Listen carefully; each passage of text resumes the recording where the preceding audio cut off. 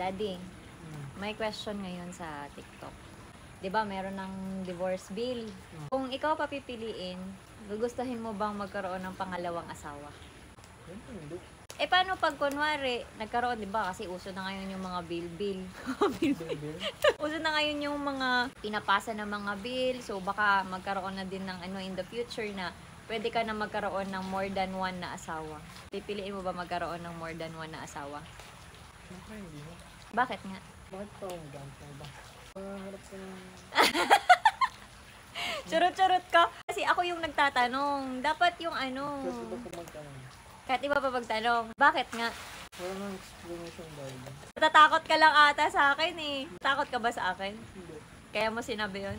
Hindi. Hindi, dahil ba't ayaw mo magkaroon ng pangalawang asawa?